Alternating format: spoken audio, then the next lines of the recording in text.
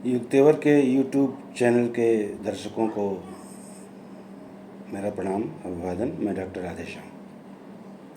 आज एक और विषय पर जो कबीर से संबंधित है उस पर थोड़ी सी चर्चा के लिए मैं आपके सामने उपस्थित हूँ। किंवदंतियाँ कबीर के साथ भी लगी हुई हैं, ठीक वैसे ही जैसे भारत के दूसरे महापुरुषों के प्रति किंवदंतियों का अनुराग रहा है। मित्रों, किंवदंतियाँ और कुछ नहीं, अपने श्रद्धास्पद के प्रति किसी श्रद्धालु जन की श्रद्धा का एक अतिशयोक्तिपूर्ण निवेदन है। भारत एक धर्म प्रधान देश रहा है, इसलिए उसमें इस तरह की किंवदंतियों का होना स्वाभाविक है। और इन किंवदंतियों के पीछे कुछ न कुछ तथ्य और सत्य जरूर होता है। उनको जानने और समझने की चेष्टा करनी चाहिए। जैसे एक किंवदंती है कबीर के संदर्भ की, कबीर का जन्म लहरतारा तालाब के किनारे हुआ था।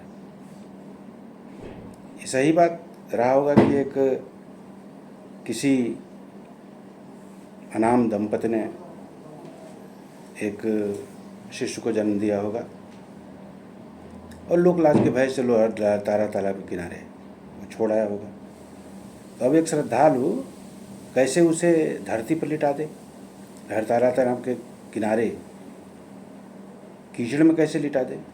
तो लिटाएगा तो कमल की पंखुड़ी पर ही, चाहे कबीर जहाँ लेटे हुए हों, क्योंकि कबीर पर उसकी श्रद्धा है। अपनी श्रद्धा को भूल लुंठित वो नहीं कर सकता।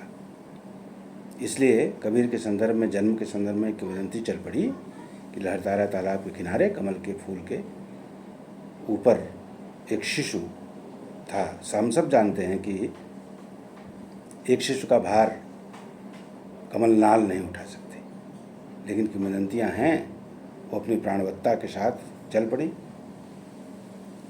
एक दूसरी किंवदंती भी उनके साथ जुड़ी हुई है कि एक कोई विधवा ब्राह्मणी ने रामानंद का जाके पाँव छुआ और उन्होंने उसे पुत्रवती भव का आदेश दे दिया।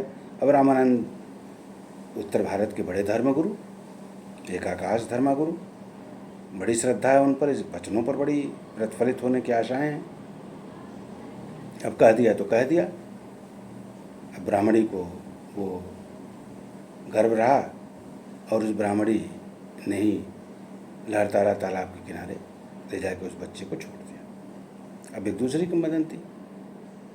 अब ये देखिए, इस किंवदंती के पीछे का सत्य जब आप निरीक्षित करेंगे तो ऐसा लगता है, और ये सत्य भी होगा, कि कबीर जब अपनी तेजस उक्तियों से उसने चमत्कृत कर डाला होगा जब आसपास के समाज को, तो एक ऐसे वर्ग को जिसका धर्म पर आधिपत्य था उसको लगा होगा कि एक जुलाहे के बेटे में इतना तेज तो हो ही नहीं सकता है। और जुलाहे ही नहीं, किसी समाज के निचले पायदान के किसी जातक में इतना तेज नहीं हो सकता। तो फिर वो एक गढ़ ली गई होगी किंवदंती कि रामानंद ने उस विधवा ब्राह्मणी को आशीर्वाद दिया था, तो ये तो है तो ब्राह्मणी के गर्भ से पैदा, और ये ब्राह्मण का वीर है।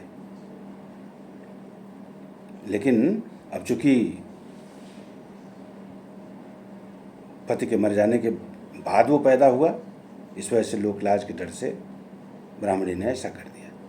तो इससे ये सिद्ध होने लगा कि कबीर जो हैं वो किसी ब्राह्मण वंश के जाए हैं, किसी जुलाहे के जाए नहीं। जुलाहे ने पालन पोषण किया था, वो अलग बात है। तो इस तरह की चीज़ें वो बाद में डाल दी जाती हैं। एक तीसरी किंवदंती भी है जो कि कबीर को रामानंद के शिष्य साबित करने के संदर्भ में है। ये हम सब जानते हैं कि कबीर ने बार बार कहा कि रामानंद चिताए, रामानंद चिताए, काशी में हम जन्म लिए हैं, रामानंद चिताए। ये कबीर ने बार बार कहा।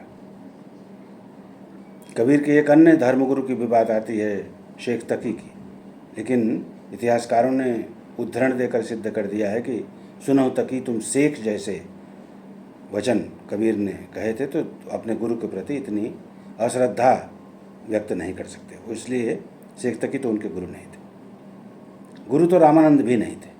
रामानंद ने कभी भी कबीर को अपने समक्ष बैठाकर कुछ दीक्षा के 2 वाक्य भी नहीं कहे थे, और न कबीर ने रामानंद से कोई जिज्ञासा की थी।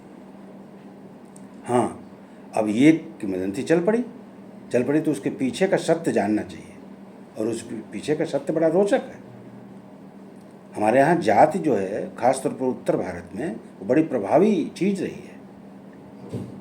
उत्तर भारत में केवल कबीर ही नहीं, उनसे बहुत पहले बुद्ध से भी उनकी जात पूछी गई थी। बुद्ध को जब बुद्धत्व प्राप्त हुआ और उसे समाज में वो प्रसारित करना चाहा उन्होंने, तो सबसे पहले लोगों ने पूछा कि आपकी जात क्या है। उन्होंने कहा कि क्षत्रिय। तुरंत जवाब आया समाज से कि क्षत्रिय को धर्म पर कोई टिप्पणी करने का किसी ने अधिकार नहीं दे रखा है, वो तो ब्राह्मण ही कर सकता है। अंततः हार के बुद्ध काशी आए और 5 ब्राह्मण बटकों के मुंह से अपने ही संदेशों को कहलवाया तो लोग सुनने के लिए तैयार हो गए। ये है जातियों का वर्चस्व। अब बताइए, जब बुद्ध जैसे, जो कि राजा थे, राजकुमार थे, जब उन्होंने गृह का त्याग किया था, उनकी बात सुनने के लिए कोई जात के आधार पर तैयार नहीं था, तो कबीर की बात कौन सुनता।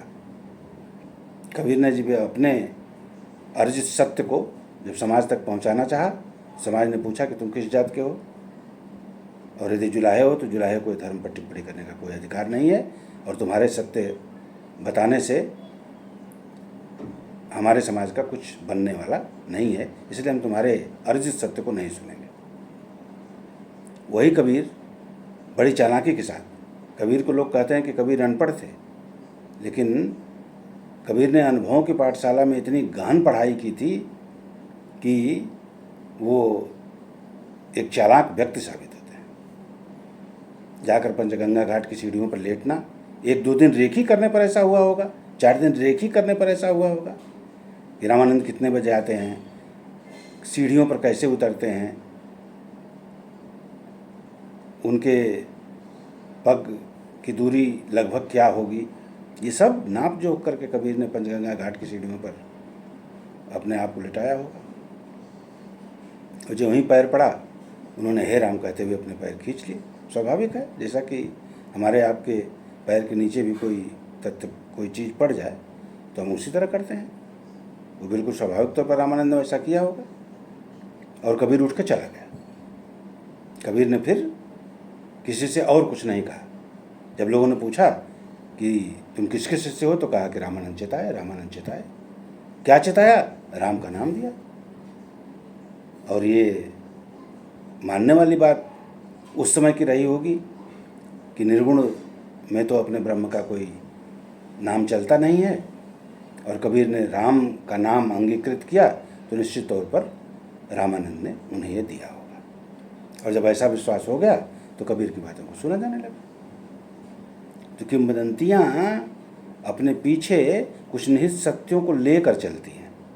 तो जब भी बड़े व्यक्तियों के इर्द गिर्द किंवदंतियाँ दौड़ती रहती हैं। त्रिलोचन को तो किंवदंती पुरुष हमारे यहाँ कहा जाता था, काव्य में वो किंवदंती पुरुष है। तमाम ऐसी कहानियाँ हैं, तुलसी के संदर्भ में ऐसी कहानियाँ हैं,